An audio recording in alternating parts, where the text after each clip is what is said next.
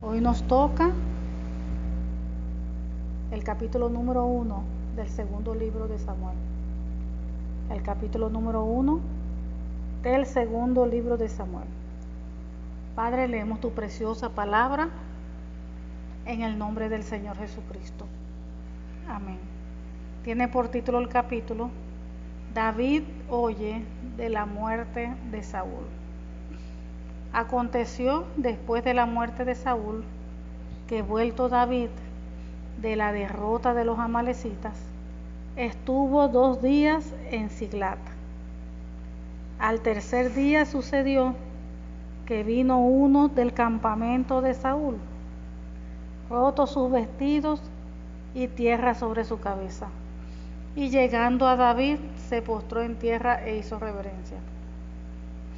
Y le preguntó David: ¿de dónde vienes? Y él respondió: me he escapado del campamento de Israel. David le dijo: ¿qué ha acontecido? Te ruego que me lo digas. Y él respondió: el pueblo huyó de la batalla, y también muchos del pueblo cayeron y son muertos. También Saúl y Jonatán su hijo murieron. Dijo David a aquel joven que le daba las nuevas: ¿cómo sabes que han muerto Saúl y Jonatán su hijo? El joven en que le daba las nuevas respondió: casualmente vine al monte de Gilboa y hallé a Saúl que se apoyaba sobre su lanza, y venían tras él carros y gente de a caballo. Y mirando él hacia atrás, me vio y me llamó, y yo dije: heme aquí. Y me preguntó: ¿quién eres tú? Y yo le respondí: soy amalecita. Y me volvió a decir: te ruego que te pongas sobre mí y me mates, porque se ha apoderado de mí la angustia, pues mi vida está aún toda en mí. Yo entonces me puse sobre él y le maté, porque sabía que no podía vivir después de su caída. Y tomé la corona que tenía en su cabeza y la argolla que tenía en su brazo, y las he traído acá a mi señor. Entonces David asió de sus vestidos, los rasgó, y lo mismo hicieron los hombres que estaban con él. Y lloraron y lamentaron y ayunaron hasta la noche, por Saúl y por Jonatán su hijo, por el pueblo de Jehová y por la casa de Israel, porque habían caído a filo de espada. Y David dijo a aquel joven que le había traído sus nuevas: ¿de dónde eres tú? Y él respondió: yo soy hijo de un extranjero amalecita. Y le dijo David: ¿cómo no tuviste temor de extender tu mano para matar al ungido de Jehová? Entonces llamó David a uno de sus hombres y le dijo: ve y mátalo. Y él lo hirió y murió. Y David le dijo: tu sangre sea sobre tu cabeza, pues tu misma boca atestiguó contra ti diciendo: yo maté al ungido de Jehová. Y endechó David a Saúl y a Jonatán su hijo con esta endecha, y dijo que debía enseñarse a los hijos de Judá: he aquí que está escrito en el libro de Jacer: ha aparecido la gloria de Israel sobre tus alturas, como han caído los valientes. No lo anunciéis en Gat, ni deis las nuevas en las plazas de Escalón, para que no se alegren las hijas de los filisteos, para que no salten de gozo las hijas de los incircuncisos. Montes de Gilboa, ni rocío ni lluvia caiga sobre nosotros, ni seáis tierra de ofrendas, porque allí fue desechado el escudo de los valientes y escudo de Saúl, como si no hubiera sido ungido con aceite. Sin sangre de los muertos, sin grosura de los valientes, el arco de Jonatán no volvía atrás, ni la espada de Saúl volvía vacía. Saúl y Jonatán, amados y queridos, inseparables en su vida, tampoco en su muerte fueron separados. Más ligeros eran que águilas, más fuertes que leones. Hijas de Israel, llorad por Saúl, quien os vestía de escarlata con deleites, quien adornaba vuestras ropas con ornamentos de oro. Cómo han caído los valientes en medio de la batalla, Jonatán, muertos en tus alturas. Angustia tengo por ti, hermano mío Jonatán, que me fuiste muy dulce. Más maravilloso me fue tu amor que el amor de las mujeres. Cómo han caído los valientes, han perecido las armas de guerra. Gloria a Dios, Señor. Oh Padre, tú eres bueno, Señor, y para siempre es tu misericordia. Bendito eres. Volvamos al inicio. Gloria a Dios. Entonces vemos que David, aquí todavía en este momento, David no sabía que Saúl y sus hijos habían muerto. Los 3 hijos. No lo sabía. Recuerden que David estaba recién, que había terminado la guerra estaba peleando con los amalecitas. Y David y su gente estuvieron en victoria. Y dice que aconteció después de la muerte de Saúl, que vuelto David de la derrota de los amalecitas, estuvo 2 días en Siglag. Recuerden que al principio David se iba con el rey a la guerra, pero como los líderes de los filisteos no quisieron que David fuera con ellos, entonces el rey lo despachó, le dijo que volviera ya a la ciudad. Cuando volvió a la ciudad se encontró que los amalecitas habían atacado la ciudad y que se habían llevado todo el pueblo, toda la gente cautiva. Y pues David y su gente fueron a rescatar, a buscar los amalecitas, y Dios les dio la victoria. Pudieron recuperar a todas las personas y se quedaron con todo el botín, con todo. Entonces, por tanto, como David estaba haciendo otras cosas, estaba en guerra también, él no sabía qué había acontecido con Saúl, ni con sus hijos, ni nada. Entonces vemos aquí, que aquí es cuando se entera, que al 3er día sucedió que vino uno de los campamentos de Saúl, rotó sus vestidos y tierra sobre su cabeza, y llegando a David se postró en tierra e hizo reverencia. Y le preguntó David: ¿de dónde vienes? Y él respondió: me he escapado del campamento de Israel. David le dijo: ¿qué ha acontecido? Te ruego que me lo digas. Y él respondió: el pueblo huyó de la batalla, y también muchos del pueblo cayeron y son muertos. También Saúl y Jonatán su hijo murieron. Recuerden que eran 3 hijos que tenía Saúl y los 3 murieron. Pero aquí nombró a Jonatán. Y dijo David a aquel joven que le daba las nuevas: ¿cómo saben que ha muerto Saúl y Jonatán su hijo? El joven que le daba las nuevas respondió: casualmente vine al monte Gilboa y hallé a Saúl, que se apoderaba sobre su lanza,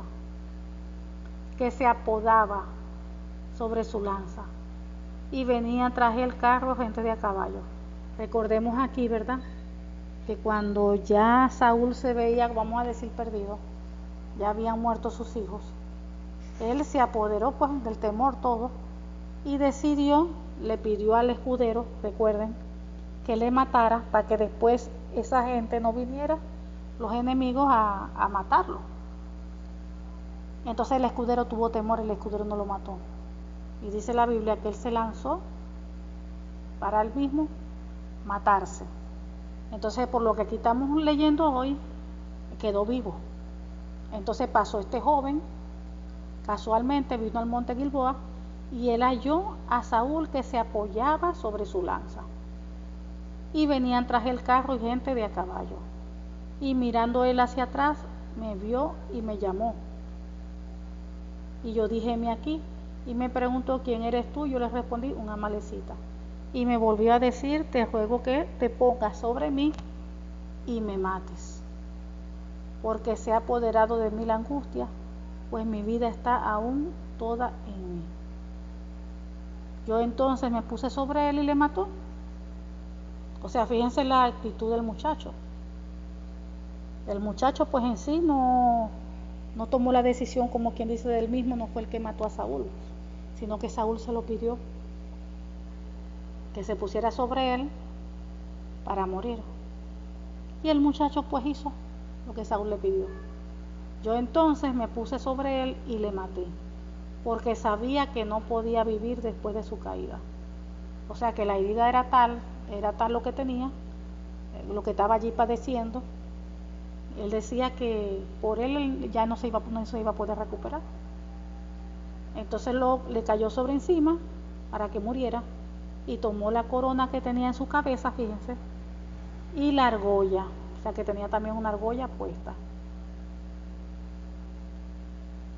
que traía en su brazo, y las he traído acá a mi señor.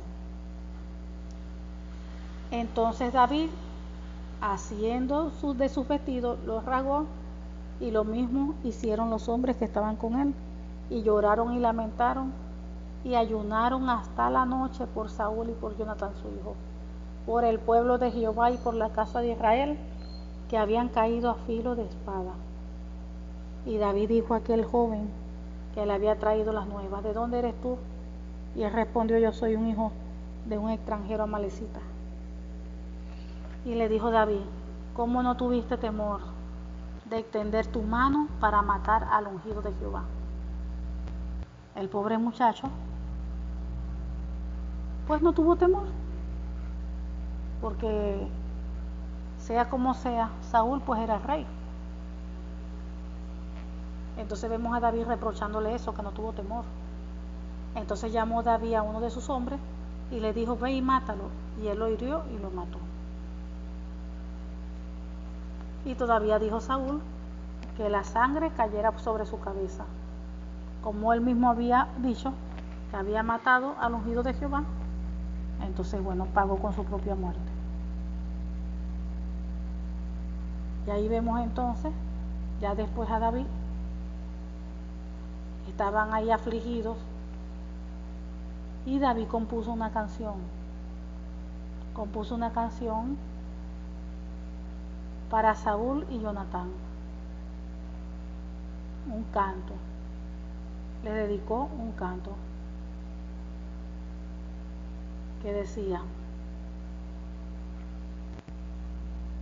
y dijo, ¿verdad?, que eso debía enseñárselo a los hijos de Judá, que estaba escrito en el libro de Jacer. Dice: ha aparecido la gloria de Israel sobre tus alturas, como han caído los valientes. No lo anunciéis en Gad, ni deis las nuevas en las plazas de Escalón, para que no se alegren las hijas de los filisteos, para que no salten de gozo las hijas de los incircuncisos. Montes de Galboa, ni rocío ni lluvia caiga sobre vosotros, ni deis tierras de ofrenda, porque allí fue desechado el escudo de los valientes, el escudo de Saúl, como si no hubiera sido ungido con aceite. Sin sangre de los muertos, sin grosura de los valientes, el arco de Jonatán no volvía atrás, ni la espada de Saúl volvía vacía. Saúl y Jonatán, amados y queridos, inseparables en su vida, tampoco en su muerte fueron separados. Más ligeros eran que águilas, más fuertes que leones. Hijos de Israel, llorad por Saúl, quien os vestía de escarlata con deleites, quien adornaba vuestras ropas con ornamentos de oro. Cómo han caído los valientes en medio de la batalla. Jonatán muerto en tus alturas. Angustia tengo por ti, hermano mío Jonatán, que me fuiste muy dulce. Más maravilloso me fue tu amor que el amor de las mujeres. Cómo han caído los valientes, han perecido las armas de guerra. David está mal porque ustedes saben que él amaba a Jonatán. Jonatán lo amaba más que como su propia vida. Y eso pues fue de parte del Señor, porque Jonatán le ayudó mucho a él, a David, porque David estaba siendo perseguido por Saúl, por el rey Saúl, y su hijo Jonatán, que fue el hijo de Saúl, le ayudó mucho pues a escapar. y todas esas cosas. Pero también nosotros sabemos por todo lo que hemos leído que esto es el cumplimiento, simplemente todo esto fue el cumplimiento de la palabra de Jehová. ¿Por qué? Porque ya el destino, ya lo que iba a vivir Saúl, ya estaba escrito ya. El Señor ya lo tenía escrito. Ya lo tenía escrito. Porque acuérdense que la palabra se tiene que cumplir. Cuando Dios habla, Dios cumple. Dice la Biblia que Dios no es hombre para mentir, ni hijo de hombre que se arrepienta. Entonces Dios habló y dijo que le había quitado el trono a Saúl. Aunque Saúl todavía estaba reinando, ya él no estaba con Saúl. Dios se había apartado de Saúl y ya Dios lo había sustituido. Aunque Saúl estaba todavía en el trono, porque ese tiempo de transición, todo lleva un proceso en esta vida, todo lleva su tiempo, todo lleva un proceso. Las cosas no son así rápidas, sino todo lleva un proceso. Y vemos que desde hace mucho ya Dios había dado palabra de que había quitado a Saúl del trono, le había quitado todo. La presencia se había ido de Saúl, la presencia de Dios. Y también se sabía que Dios había escogido a David. Aunque con nuestros ojos naturales veíamos todo lo contrario. ¿Por qué todo lo contrario? Continuábamos viendo a Saúl reinando. Continuábamos viendo a Saúl todavía guerreando. Aunque Dios ya había dicho que iba a escoger ya a David y hasta lo habían ungido, estábamos viendo con nuestros ojos naturales a David huyendo por todas partes, escondiéndose en todo lugar. Dios había hablado una cosa, pero con nuestros ojos naturales estábamos viendo otra cosa. Entonces, ¿qué quiere decir eso? Que nosotros tenemos que aprender a esperar los tiempos de Dios. Dios no es hombre para mentir, ni hijo de hombre que se arrepienta. Si Dios habla una cosa, Él va a cumplir, pero pueden pasar años. Dios hace las cosas a su manera, como Él quiere, donde Él quiere y cuando Él quiere, no a la manera de nosotros. Y en medio de esa espera, el Señor allí nos prueba. En medio de esa espera, pasamos muchas cosas. Antes de que el Señor le entregue una victoria, primero vienen las pruebas. No hay victoria sin prueba. No hay bendición sin prueba. Primero la persona es procesada. Pasa por prueba a ver si ya está listo, preparado para recibir lo que Dios le va a dar. Y eso lleva tiempo. Eso lleva un proceso. Entonces vemos ahí que pasaron años. Años en esos tiempos de David huir por aquí, huir por allá, meterse por aquí, meterse por allá. Pasaron años. Solamente con los filisteos duró él ahí, dice la palabra, año y pico, más todo el tiempo que tuvo huyendo de Saúl. Entonces pasó mucho tiempo.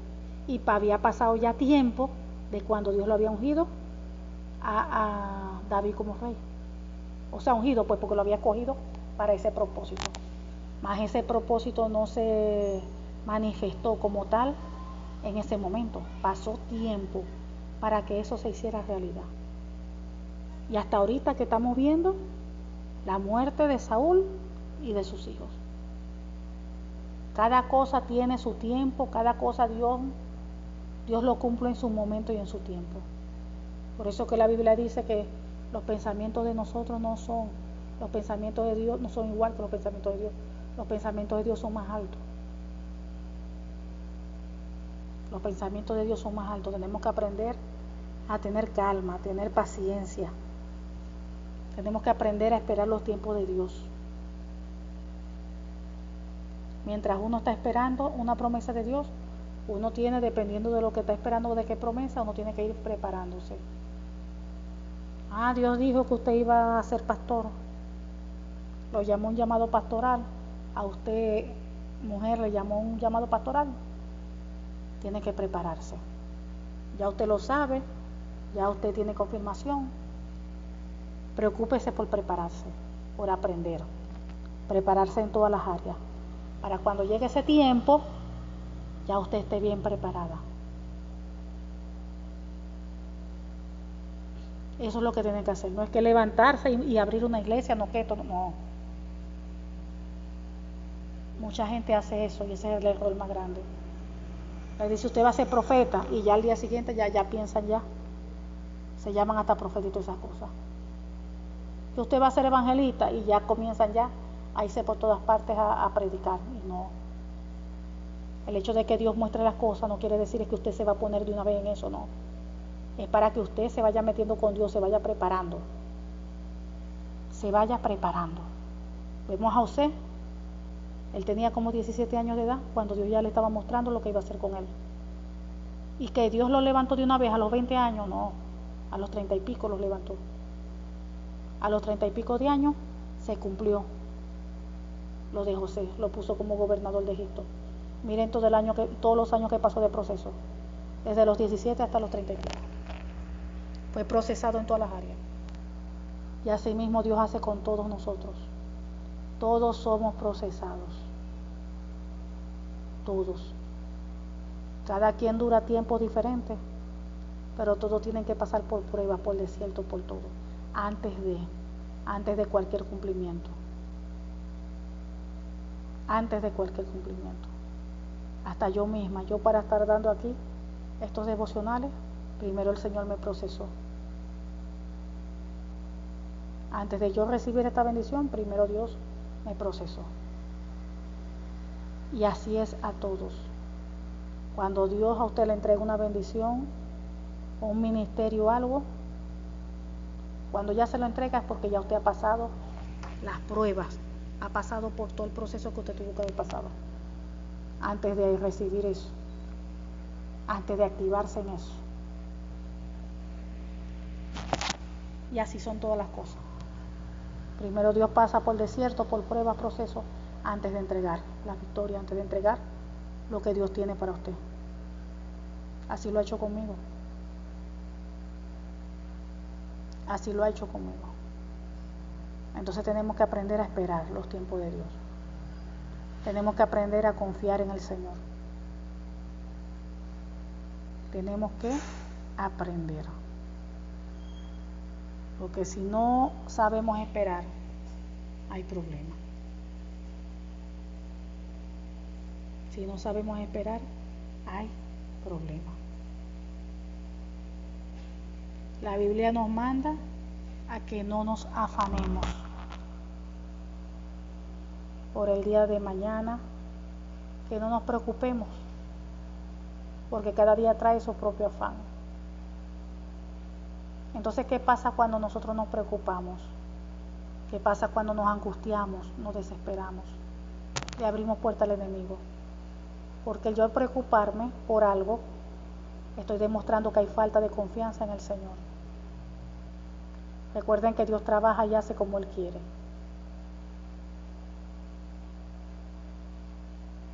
Y tenemos que entender que Dios tiene el control de todas las cosas. Y a Dios a nada se le escapa de las manos. Nada se escapa de las manos de Dios. Cuando yo me preocupo, cuando yo ando angustiada, estoy diciendo que Dios no puede tener todas las cosas en control. Y ya con eso estamos pecando. Le abrimos puerta al enemigo. ¿Y de qué manera va a entrar el enemigo? Va a atacar nuestras emociones. Y va a atacar nuestros pensamientos, nuestra mente. Por esa puerta que le abrimos al enemigo. Entonces cada vez que usted se preocupe por lo que sea, se angustie por lo que sea, usted sabe que ya eso es pecado. No te preocupes y no te afanes. La palabra de Dios habla de eso. Cuando hacemos lo contrario, ya sabemos que esto está ofendiendo a Dios y abre brecha al enemigo. Entonces comienza el enemigo a ministrar a la mente, a poner pensamientos para que uno se desespere más, se preocupe más, se angustie más, se desespere, porque ya se le abrió puerta por haber desconfiado en el Señor, por no confiar en el Señor, por no creer que Dios tiene bajo control todo. Se le abre la brecha allí al enemigo. El enemigo ya entró y ya está ministrando la mente y en las emociones de la persona. Tenemos que aprender a confiar en el Señor. Que pase lo que pase, el Señor tiene todo bajo control. Y cuando eso nos pase, ya saben que tienen que ponerse a cuenta con el Señor. Señor, perdóname, porque estoy dudando de ti. Perdóname, Señor, porque me estoy preocupando. Perdóname porque me estoy angustiando. Y tu palabra dice que no haga eso. Perdóname. Y todo lo que haya entrado a mi vida por esas puertas de pecado, lo corto de raíz y lo echo fuera. Fuera. Fuera de mi mente, fuera de mis emociones, fuera de mi corazón te vas, fuera. Todo lo que haya entrado, fuera. Fuera. En el nombre del Señor Jesucristo. Es increíble, pero cierto. Eso abre puertas al enemigo. Cuando la persona se angustia, cuando la persona se afana, todo eso abre puertas al enemigo porque ofende a Dios, porque es falta de confianza en el Señor. Amén. Entonces vemos ya aquí el cumplimiento de lo que Dios había hablado a Saúl. Dios habló y Dios cumplió. Claro, y Dios cumplió con Saúl de una forma negativa. ¿Por qué? Porque él había desobedecido a Dios. Pero vemos que Dios cumple. Bien sea como Saúl, que cumplió lo que dijo, y claro, a él le fue mal porque él hizo lo malo. Pero cuando nosotros, usted hace lo bueno, si Dios habló, igualito Dios va a cumplir en bendición. Dios va a cumplir en bendición en su momento, en su tiempo, pero lo va a hacer. Lo va a hacer. Usted solamente confía en el Señor, que Dios tiene todo bajo control. Usted presente en oración todas las cosas y confíe que Dios tiene todo bajo control. No se desespere. No hable cosas que no debe hablar. No se angustie, porque ya usted sabe que por ahí ya abrió puerta. Sí lo hizo. Y tiene que pedirle perdón a Dios y autoliberarse. Padre amado, te damos gracias. Gracias, Señor, porque tú eres bueno, porque para siempre es tu misericordia. Gracias, mi Dios, porque tú tienes bajo control todas las cosas. Tú eres el Dios de lo imposible, tú eres el Dios que todo lo puede, tú eres el Dios que todo lo hace, Padre. No hay otro Dios como tú, Señor, en los cielos, en la tierra y debajo de ella. Te damos gracias, Señor. Te pedimos que esta tu palabra produzca fruto en nosotros a 100%. En el nombre del Señor Jesucristo, y sellamos esta tu palabra en nuestras vidas, en nuestros corazones, con tu preciosa sangre, Señor Jesucristo, y con el Espíritu Santo de Dios. En el nombre del Señor Jesucristo te lo pedimos. Amén y amén. Gloria a Dios.